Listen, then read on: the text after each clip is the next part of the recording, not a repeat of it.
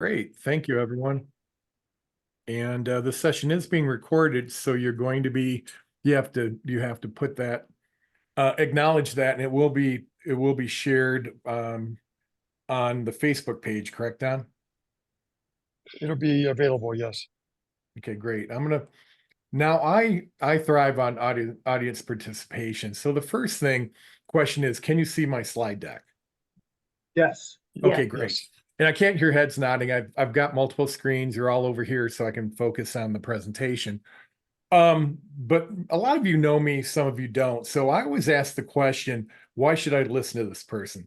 So I mentioned I've been a career coach for the last 9.5 years, but I got a degree in supply chain from Michigan State University, the first university to have the supply chain program. I started as a buyer. My first job out of college, I got laid off after 7 months, December 13th. And the CEO of the company the day before called us all in the auditorium. It's an old manufacturing building, and said, "Hey, we're going to have a small layoff tomorrow. Everyone will leave in dignity." Well, that small layoff was a third of the staff. And I was one of the last hired first to go. And what happened was an armed Pinkerton guard came with the HR to my cubicle, and they gave me a copy paper box. I put my stuff in it. They cut up my badge, my phone card, my company credit card, and I had to sign a waiver that I wouldn't sue them to get my 1 week of severance. Then I walked with my box through the manufacturing plant like dead men walking, right? And what I learned in that first experience was, number one, senior management lies. Number two, I need to manage my career. And so I found my next job through networking. Actually, I've never had a job that I've applied to. I've either networked into those roles, or I have actually worked twice with recruiters to get jobs. So for me, I'm a job hunter first. I did supply chain transformations. And in that, I'd move every 3 or 4 years once I fixed a supply chain group to a new company. So I was constantly in that mode of job hunting. I was basically a mercenary. So I moved 5 times voluntarily. My second loss of job, I got my boss promoted to president of the company. The board acknowledged that and said my work in supply chain starting right after 9/11 and the recession that hit was the cornerstone of the work to get him promoted to president, vice president, or excuse me, CEO. He promised me if he got that position, I'd get promoted to VP of global supply chain, run the worldwide supply chain. He called me in 2 weeks later and let me go. He fired me because he said he felt threatened. So if someone says to me, "Mark, you don't understand being laid off or fired," I've been on both sides of that coin. And I did find an excellent job after that one. I went to work for Stolly Machinery, and if you drink out of a can, they're in Centennial, but they make the machinery that forms cans out of aluminum and prints them.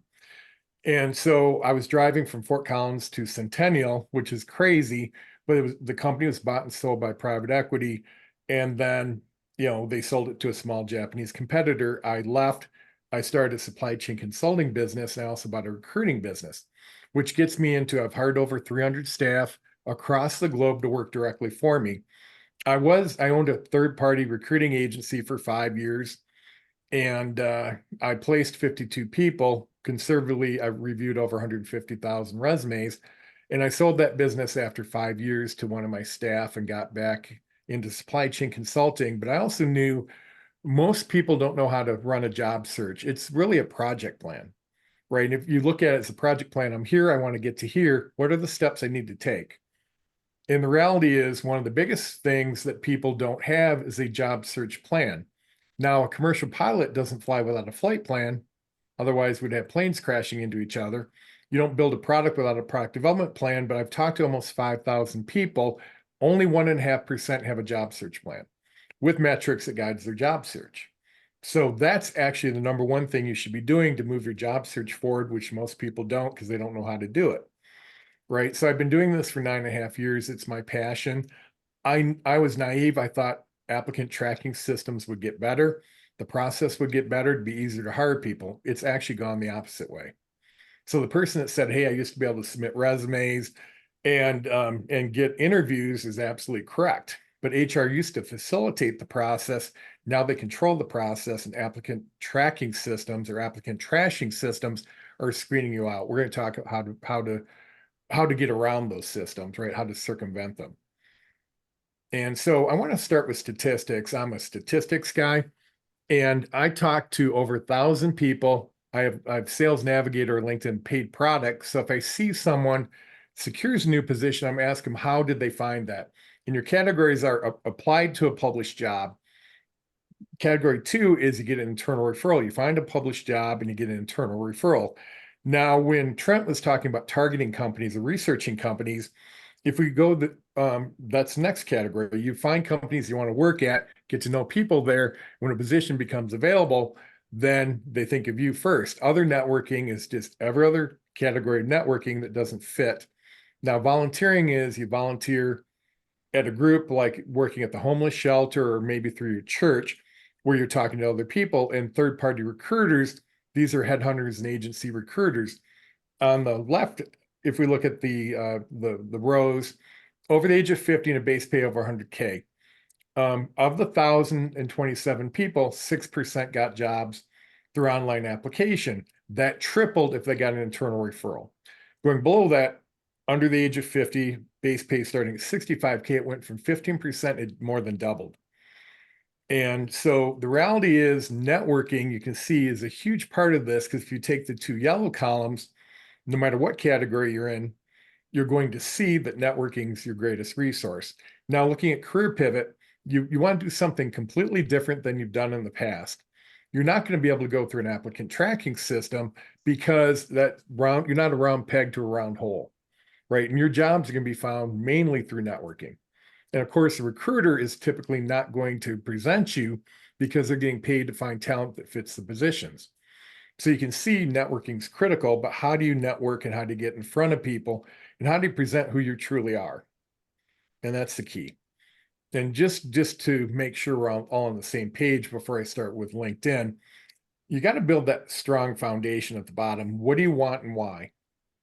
Right. And so if you look at, as people are introducing themselves, Amy was very clear on, I'm an HR manager looking for these types of opportunities, right? She had a very clear elevator pitch or introduction or unique value proposition of who she is, right? But you have to understand what you want and why, because then you have to build your resume, your LinkedIn, other professional branding. We talk about personal branding. How do they get to know you and what do you stand for? And above that, I just talked about the job search plan, which is really the engine of your job search. What activities should you focus on and why to get the best return on your investment? The next thing up we're going to talk about today too is visibility. How do you network? How do you get in front of people? How do they start to know you without even yet talking to you? Right. And how do you follow up to create opportunities? Because 60% of jobs, as Trent said, are never posted, especially the higher up you get.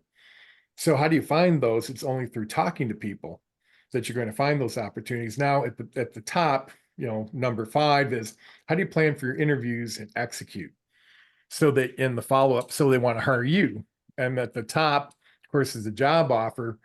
Only 18% of people who are unemployed negotiate. Of those, 84% get something. And I was talking to someone on this call today that she said she tells everyone to ask for 10% more than they're offered. Not a bad strategy. But you want them to fall in love with you so they want you and they have the fear of missing out. But everything's negotiable, right? It could be your salary, perks, sign-on bonus, etc. Right? But this is the way I think about the process. And today we're going to talk about LinkedIn and specifically how to use that to create visibility and make your job search that much easier. Now, I'm going to say something controversial, but I've been doing this for 9.5 years. If you put job search and you Google it, I did this yesterday, over 1.3 billion results come up. So you're trying to figure out what works based on what you're reading or what you're being told at a workforce center or various coaches. And I love the workforce centers. We're blessed in this state. Oh, by the way, if you're from out of state, you can still tap into the workforce centers in Colorado for training. You just can't get grant money. You have to do that. That's federal money. That's through your local workforce center. Or if you don't have one, it's through your local unemployment office. Not every state has them, but they update their curriculum on average every 2 to 2.5 years. So, you may be getting information that's not working quite as good as it used to. but it's a great place to start. And these groups like BoulderNet, LongsPeakNet, bringing in good speakers, you're getting the content that's working right now. I just want to talk briefly about personal branding because this will help as we talk about LinkedIn. I'm going to oversimplify it. The marketing people may cringe at this, but your personal brand is, you have how you see yourself, right? And how you present yourself, but then you have how others see you. But your personal brand is that middle point where you need to be communicating with confidence and being clear about who you are so that others can see it, right? Now you have a resume, everyone has one. It's this flat piece of paper written in third person. LinkedIn has to provide contours so they start to know, like, and trust you. And if you've ever read sales psychology, it's usually 8 touches before someone buys, right? So how does someone get to know you? LinkedIn's an incredible free tool for the most part on how you can actually market yourself. We're going to talk about the big changes here. And you got to find your voice, and please don't be just doing corporate speak, right? Don't say I was in supply chain. I'm a supply chain leader who believes in Six Sigma and customer centricity, blah, blah, blah, blah, right? That's not authentic. You gotta bring yourself, your personality into this because you want them to like you and you want to like them. But if you're not yourself, if you put on a mask, now I'm saying present your best self, but the reality is you have a choice on how you present yourself. We all look at LinkedIn profiles and we're like, this person sounds like they're writing a corporate memo, or you're like, I don't believe what they're saying. We all do that. We're all judged, right? So, but the key is if you're not on LinkedIn, you've got to get on LinkedIn. And LinkedIn was bought 3 years ago by Microsoft for over $14 billion. They want a return on the investment. Right now, they've hit over 1 billion worldwide users or members. I'm going to talk about and demonstrate changes in LinkedIn, but the reality is why they're changing their algorithms is to protect their cash cow, LinkedIn Recruiter. Over 50% of their money is created by LinkedIn Recruiter. Recruiting companies buying LinkedIn Recruiter for their offices. But the thing is, if we look below that, it was paid ads. What's happening to paid ads on LinkedIn or paid ads in general? We're seeing a decreased use. If you look at Google ads, go across the gamut, Facebook ads, the cost of those are dropping. So the amount of profit companies are making are dropping. So you're seeing, for instance, a change in LinkedIn. You used to be able to do custom invites, write a custom message for invites. Now, after X number of invites on the free account, it says you can't do that. You have to wait till next month. They want you to buy the premium LinkedIn Premium for $29.99, which is the price today. 6 months ago, it was $49.99. There were deals at $19.99. For some reason, they're gyrating their pricing on that. But they're also splintering LinkedIn Recruiter. There's a LinkedIn Recruiter Lite. I'm not sure that's the exact title of LinkedIn Recruiter, that detuned version, but it has different features for recruiters. It's less money. And what also is affecting LinkedIn is the use of AI. People are using AI to generate their resumes. They're using AI to generate their LinkedIn profiles. And so what's happening, the annuity of LinkedIn is for employers, if that's where you make your money, right? They need to see authenticity. They want to understand the person behind the resume. Maybe Amy could even talk to this, but I'm sure if Amy's reading resumes in her company, she sees resumes she knows they're not written by humans, right? Yep, I see Amy's nodding her head. Yep. And LinkedIn has now installed anti-AI bots. If you're writing all your materials with AI, you better go back and put your personality through it or run it through an anti-AI bot because they're going to knock you down. But what LinkedIn really wants as a social media network is for you to use video. They used to knock you down for video, but if you put a video of yourself on LinkedIn, you're going to get a tremendous boost. Now, I can tell you they haven't published, I haven't been able to get access to the 2023 results, but in 2022, at the end of the year, they published 1/10,000% of people, 1/10,000%, 0.0001, create an original video and post it. right? I was talking to people this week about doing that, and how many, if you create a 30-second infomercial video of yourself and post it on LinkedIn, say I group. I'm not hearing a lot of eyes. But the reality is that boost would be huge, but no one's saying they want to do it, right? But the reality is that LinkedIn now, if you're not publishing on brand content, meaning to your LinkedIn headline, your about section, your experience, and your key skills, if you're posting to that, you'll get boosted. If you're not posting to that, you're going to get knocked down, which means you have to create content. And I'm not talking about publishing content, 10 times a day, right? We're going to talk about numbers, but the reality is you should be doing this already, because how can you demonstrate on LinkedIn that you are actually as good as you say you are? What kind of articles can you publish? What kind of comments can you make? What kind of original content can you create that will demonstrate that you have industry expertise, or you know what you're talking about, right? And people are like, well, I do that in interviews. Well, if you don't do this, people, you're not going to get interviews. And I already am working with a high-level director of business partnerships, and she refuses to publish. And she's seen the number of recruiters reaching out to her dwindle down to nothing. She hasn't been contacted from a recruiter in 6 weeks. But yet she works with Google, Facebook, pick the alphabet companies, and selling into those firms. But it's a very small world, but she's literally dropped off the face of the earth. And so obviously ways to use this, we're talking about showcasing your talent, right? And I'll talk about social proof. If you have a degree, your degree's on your LinkedIn. If you have certifications, your certifications are on LinkedIn, right? You have your headline, your about section. We're going to talk about how to engage, but you have things that you've done, even volunteering. I hope that Amy, because she's currently in the workplace, has BoulderNet in her volunteerism, because she can talk about the leadership she provides to this group, right? And that's an excellent source of comments and also connections. But it's the fourth bullet point down, people. It's creating original content or curating content, which I'll give you an example of.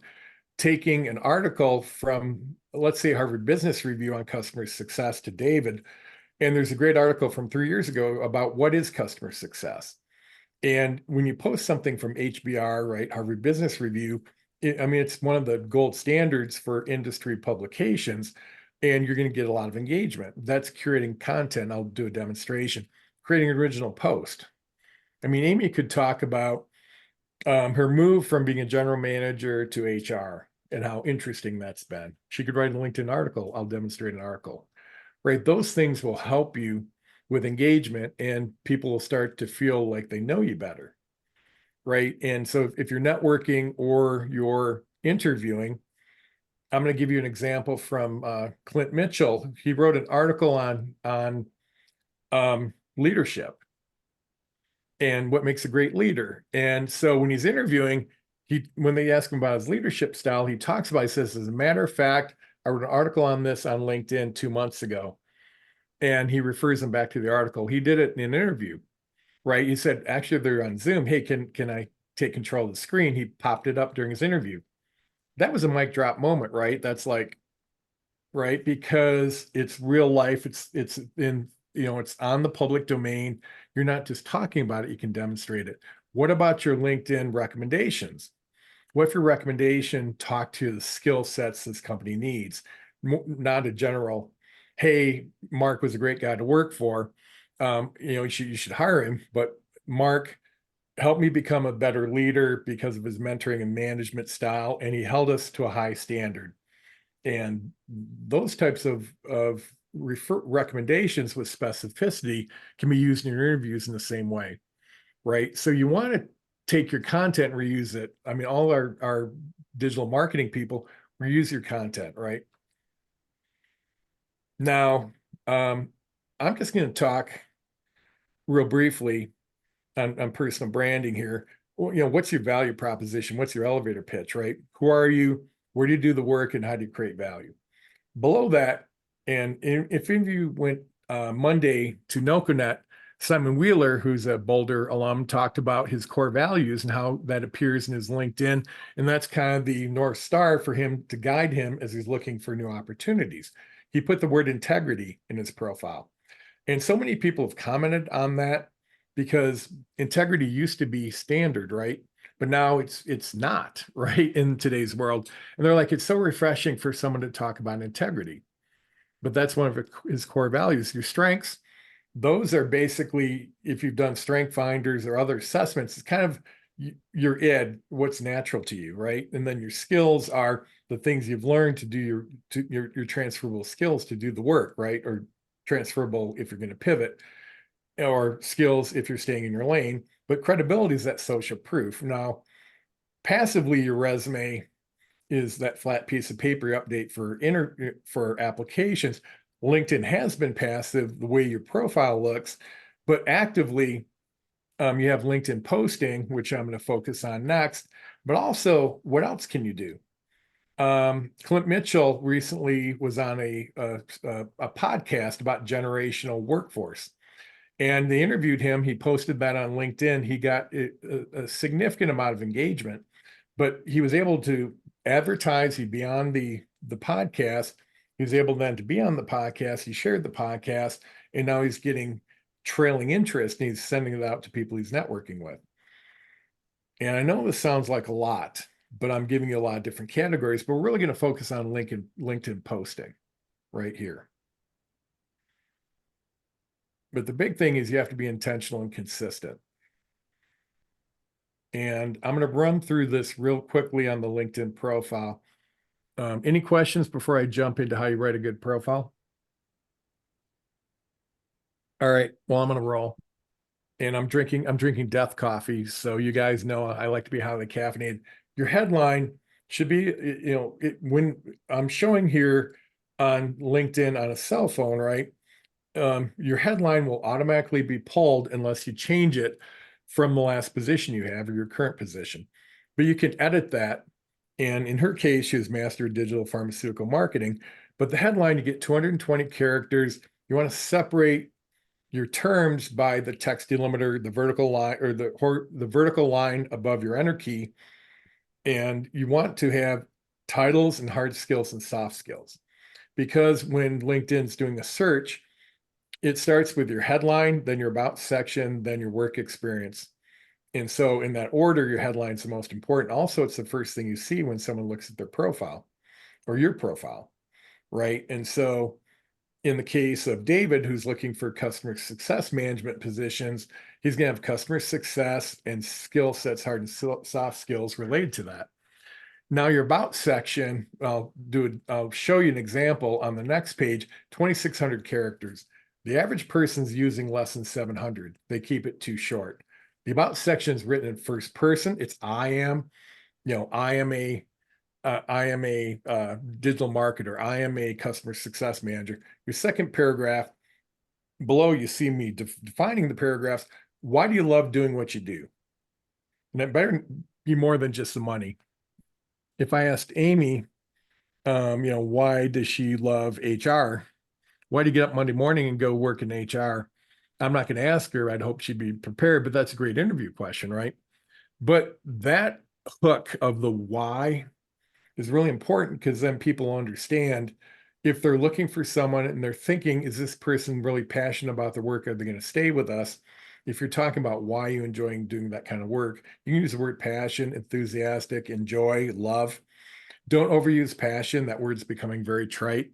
I was talking to someone last week. They said passion 17 times in the first 5 minutes. I'm passionate about this and this and this and this. What were they passionate about? I have no idea, because they overused it. The third paragraph is your key successes, some examples, right? At least two of those being numeric, right? But what have you accomplished? The fourth paragraph, it's key skills and attributes. It's kind of a word cloud, because LinkedIn is still not as sophisticated as Google as you talk about a search engine. And so repetition in your about section is important to move you up the SEO. And then always put your contact information at the bottom of your about section. Please contact me at your email address, because if they don't have a LinkedIn paid product and they're using their personal product, their personal LinkedIn, which a lot of recruiters do, they have to connect with you before they can actually engage with you. As a recruiter, we don't know how often you look at LinkedIn. So we're going to skip that in most cases unless we think you're exceptional. So don't let that happen. Do not put your telephone number. There are scrapers that will end up on a robo-dollar call list, but your email address is fine. Mark, are you going to be providing your slides deck, to? yeah. Yeah. Okay, thank you. Thank you very much. Yeah, I should have said up front, I'm gonna give the slides to everyone. Thank you very much. Appreciate it. Yeah. So here's just a couple examples. Kristen Unwin was a client. She went to Zayo, senior program manager, director of customer success, operations manager, client implementation manager, using those various titles. Then she's talking about problem solving, cross-team collaboration, things that they may be looking for. And she has a nice smiling picture and a nice background. And Kristen Krotowski, another client of mine, she also has her certifications for HR. She's a senior HR leader. She created on Canva that background of Believe and Inspire.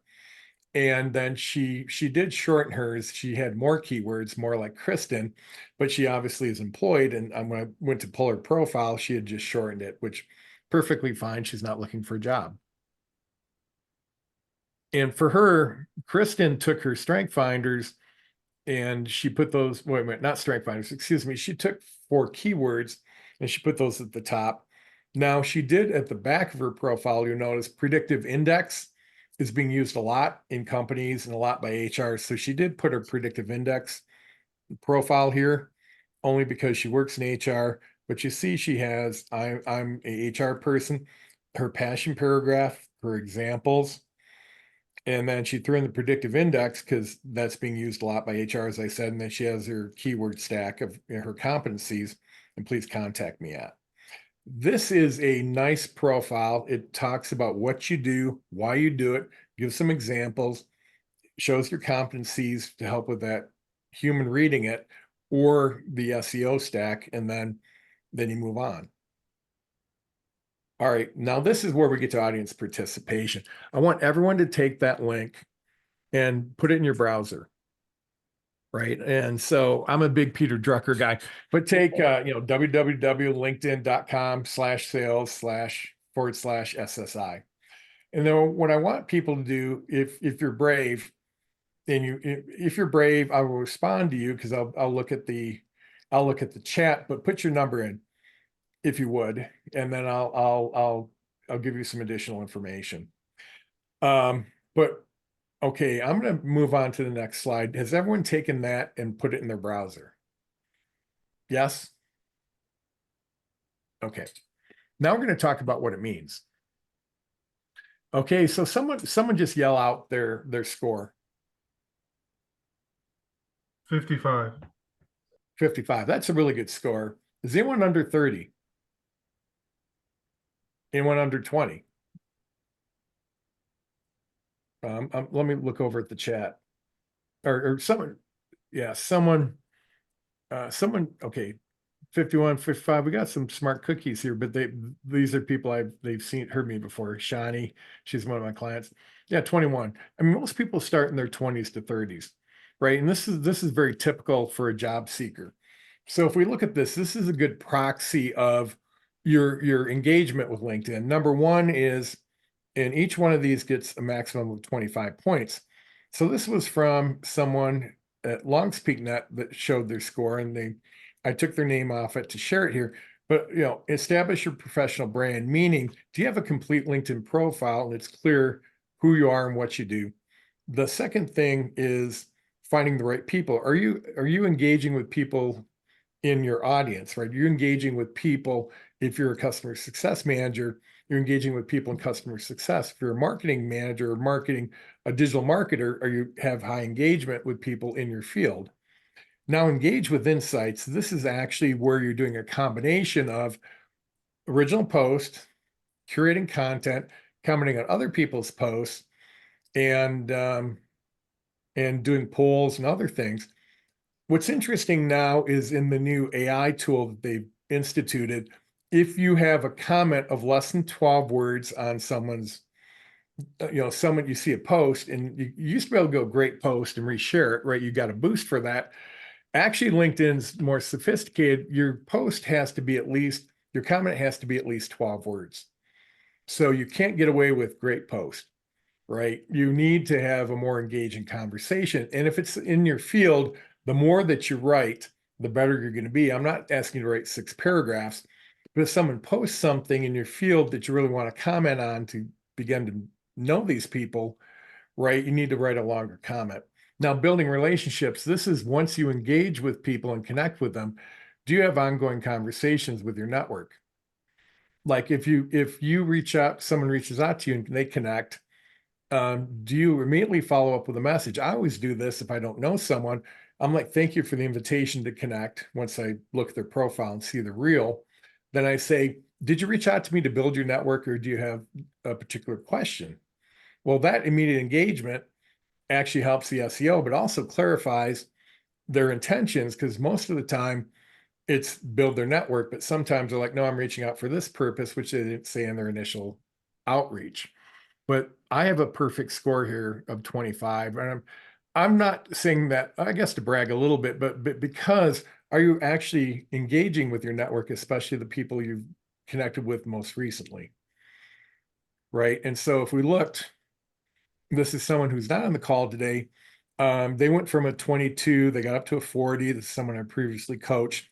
Now they went from a 40 to a 50 in their scoring if we looked at the bottom. So they were hovering about the same March and April. They decided to do a post. They did a post that had over 2,000 people that liked it. A lot of people reshared it, and some people reshared it with comments, right?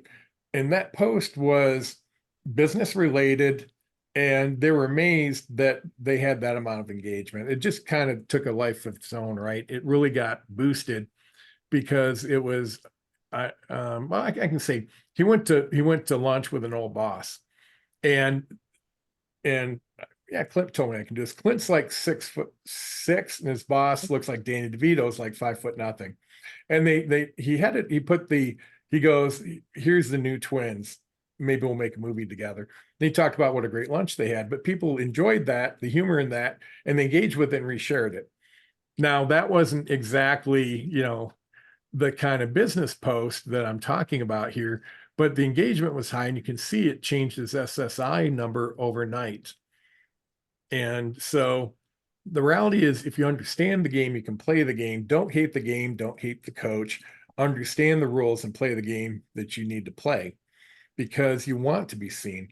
But more importantly, what you want is to be showing people your knowledge, right? And so, right. Oh, now this is a social media expert. She's been working on this for 3 years, right? And I follow Carolyn Williams. She's at a 70. So I set a goal, and she's in the top. It tells you that you're in your industry, how you fit versus your network. Now this is mine. I'm at a 70. It took me 3 years to get here. I'm in the top 1% of my consulting industry, the top 2% of my overall industry.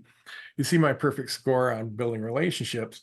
But the thing is, here, if find the right people, I'm networking with people all across the board, not just staying in my field. I will never get this number up, significantly.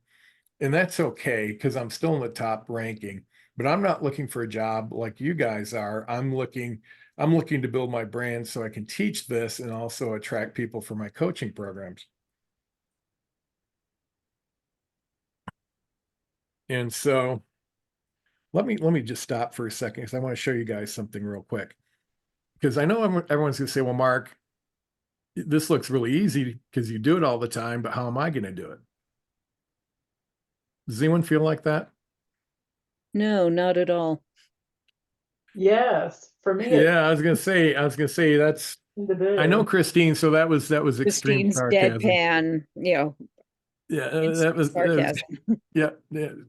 yeah. So now I'm just gonna go out when I talk about curating content, right? Okay, so supply chain brain is a big aggregator. Let me know when you can see the screen. If you're in supply chain, Now, this could also help Leanne as she's talking about transportation. There's a lot of great articles here, but there's one I saw because it came through my feed. Which green fuel type will shipping operators adopt? We're talking about green, green in cars, EVs, and hydrogen fueled. But I read this article this morning, and so what I'm going to do is I'm just going to go over here.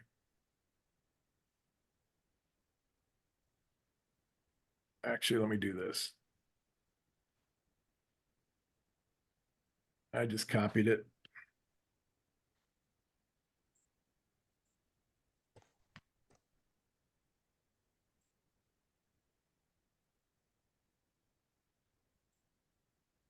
And so to create curated content, okay, I'm going to go up here in the top and I'm going to start creating a post. And I'm going to say, I'm going to cut and paste the article. Now, if it's indexed by Google, you'll see it. You'll see a thumbnail, which means it's a good article. Interesting.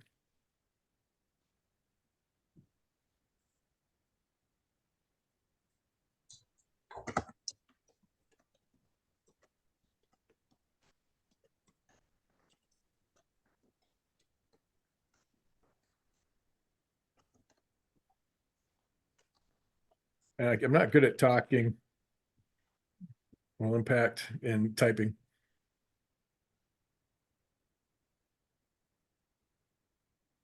You're not alone in that. Yep. Now I'm going to ask a question because this one might be controversial. What's your opinion? Which will make them read it. But again, you don't want to do anything controversial most of the time. But here I'm actually asking for an opinion, and then the use of hashtags, which have in a lot of different social media. I'm going to hashtag supply chain. This will index it to these topics, right? So supply chain, transportation.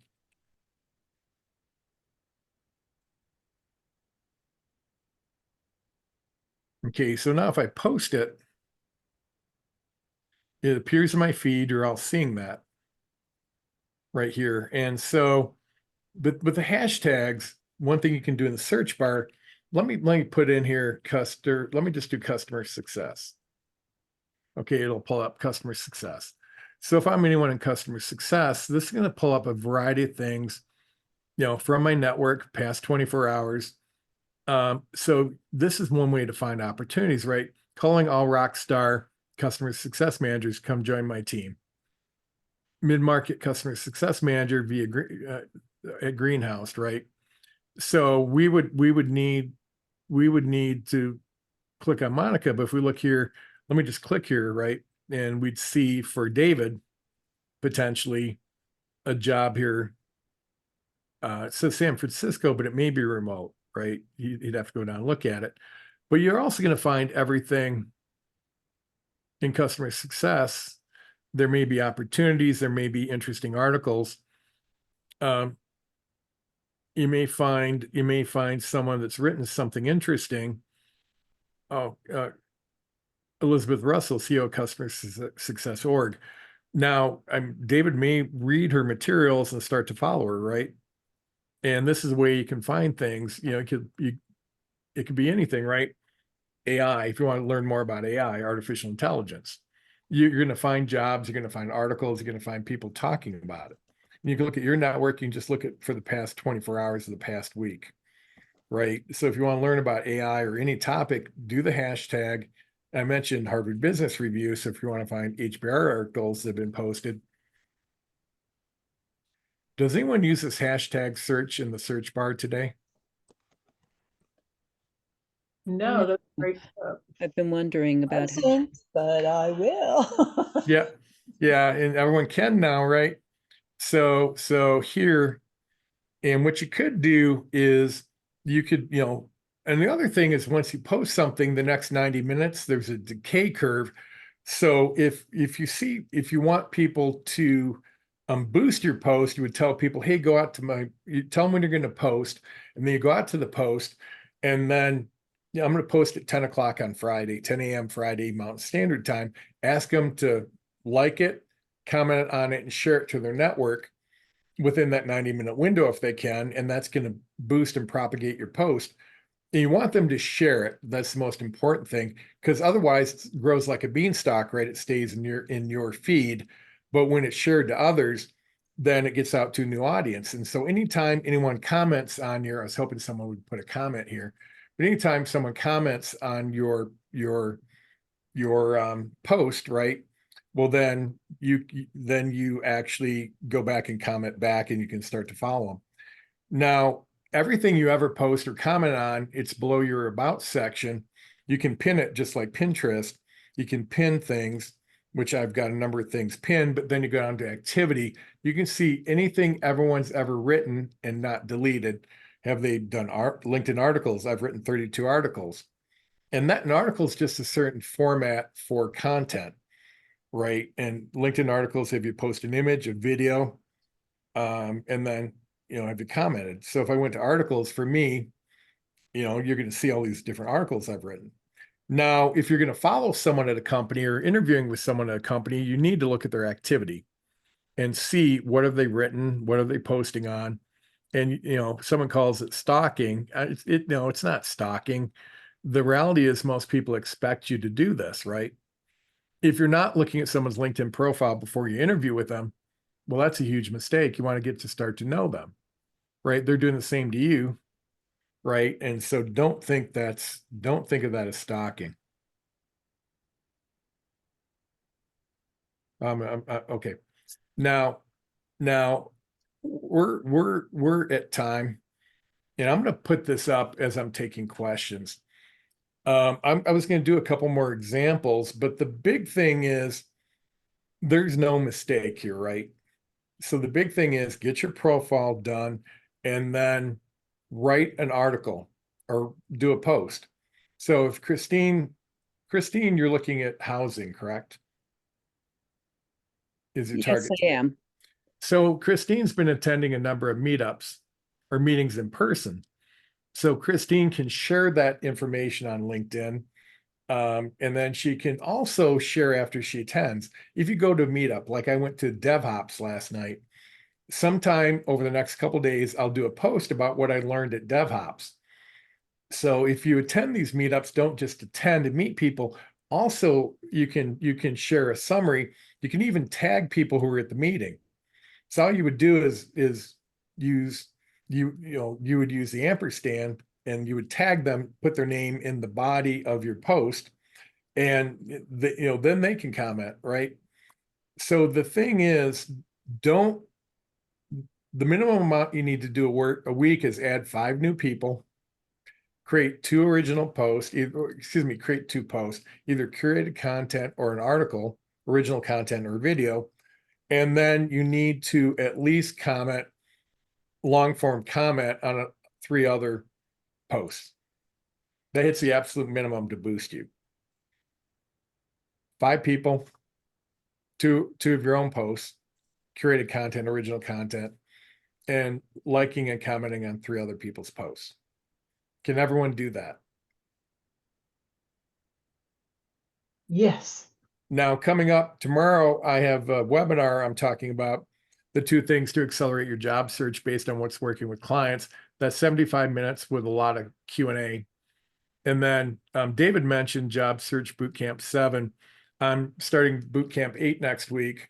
And it's amazing to me that, well, it's really cool because I do a lot of one-on-one coaching, but in the group coaching program, basically everyone's helping each other. And Shawnee's in the program, David, some of the people on today's call, but through Bootcamp 6, because we're just finishing up Bootcamp 7, half of the group secured offers in Bootcamp 6, which is amazing, before the bootcamp ended. That's such an anomaly, but 70% of the past boot campers within 9 weeks have had secure job offers, because my process works, and you do the work and you get back to working. And what I'll do for everyone here, I'm going to send you a template on how to write an article. A LinkedIn article is 5 paragraphs. What's your introduction, your thesis? What are you going to write about?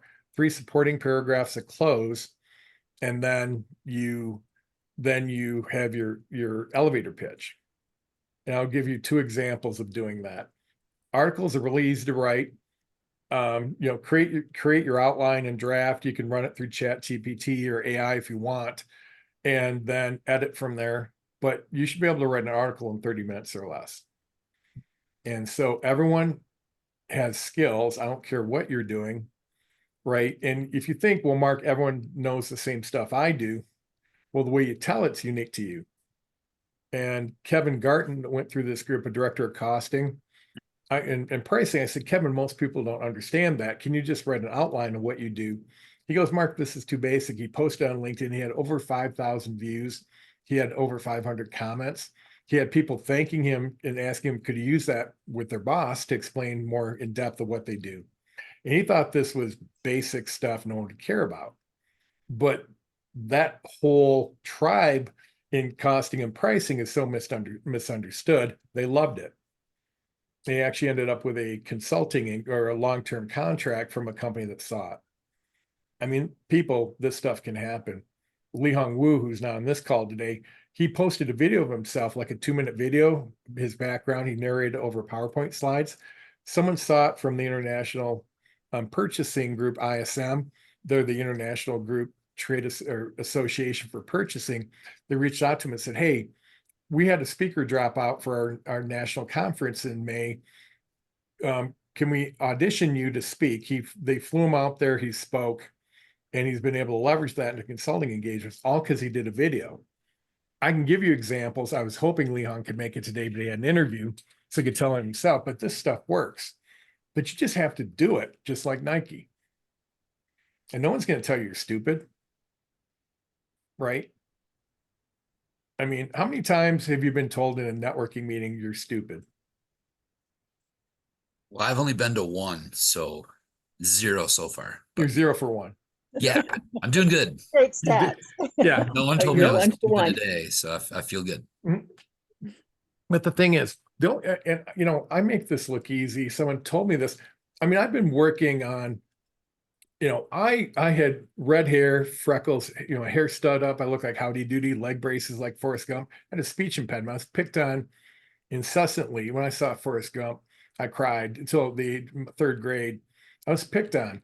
And I hate speaking in person to a group of about 25 people because in 1st grade, I had to get up and give a little talk. I was stuttering, and even the teacher laughed at me. So every time I get in front of a group of about 25 to 35, I'm terrified because I'm back in 1st grade.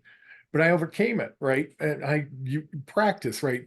You practice networking, you practice writing. Use AI to help yourself a bit. I'm more than happy. Send me an article you write. I'm more than happy to give you feedback. In my contacts at the top, I'll send you how to write an article. Well, David, you wrote an article, right? No, I haven't written one yet. Oh, no, Sorry. it wasn't you. It was, from our group. Jack. Yeah, Jack. So, Mark, the point that you just made was practicing, because I think everything on these LinkedIn profiles is it's great. And one of the questions from Steve is this really just mainly for people in sales? And I think if you were to ask most of us who've been on a lot of these calls, no, but it is the sales type for you. It's your individual sales pitch. And I think the other mention was Jeffrey said he's got a 3. And so you're just starting and you've got a lot of tools out of this call. And even if you're an introvert, you don't want to put yourself out there. It's one of those challenges of try it, because all of that practice is going to make it easier for when you have the conversation in an interview. And it really is just, you have to practice. Probably 2 years ago when I was in between jobs and I was pivoting into HR, I just decided I'm going to just practice and throw stuff up as a post. And the way that I typed it was, they said that you're supposed to do this, so I'm going to try. Literally, that's how I started it. And so you just have to try. It may bomb. It may be one of those examples that Mark is giving of somebody might just see what you have to put out there and pick up on it, because everybody in this call has a unique proposition to you. You are you, and you really can't change that as much as you would like to some days, but you are you, and you have a lot to offer, and you just have to find the person who needs what you Yeah, and that's a great point, Amy. And I mean, Jack Buchanan, who's attended here, Jack's actually a monk, right? He started a monastery, and Jack's a pretty introverted guy, right? He's a director of software engineering, and he just shared Clint's article on LinkedIn. He talked to Clint, and Clint had is very introverted too. And Clint said, "Man, after I wrote this, I feel so much better." So Jack went out and wrote an article, but he shared Clint's first. He talked to Clint, then he went out and wrote his own. Right? He literally wrote an article, and he felt good about it because the fear is you're going to be ridiculed, right? And if we look at his feed, but he wrote develop the best customer experience. And he wrote an article on that. And this talks to his beliefs. And he used this in an interview because he's talking about if you're designing a new software product, you need to understand what the customer wants and work, whether you're using Agile or whatever. But literally just him seeing someone else do it, and then he did it himself, and he got a lot of great interaction. But if you choose not to do this, you're not going to get found. And if you do this, because so few people do, I mean, when we're looking at your profile versus someone else, you will stand out in a very positive way. And like I said, it doesn't take much.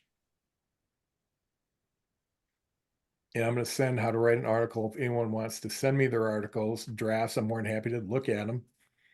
And even the people I coach, it's really hard. I'm telling them this is so important, but they don't do it, right? But once they've done it and they realize they didn't die, but there's so much judgment out there. But I care less about what other people think. I care more about helping people get jobs and get back in income. Yeah, I have to put a caveat in here. I was looking at the wrong number. My number is not a 51. My number is a 34. But this is about my third time of hearing this message about the posts and seeing a couple people in my boot camp do posts. Mm-hmm. I'm starting to feel more comfortable with doing this. And I'll do baby steps. It's easy for me to add 5 people, so I'll be able to do that real quick. Taking 2 posts, finding things that I appreciate. There's a lot of things that I bookmark on LinkedIn, and I haven't been quite sure what to do with them.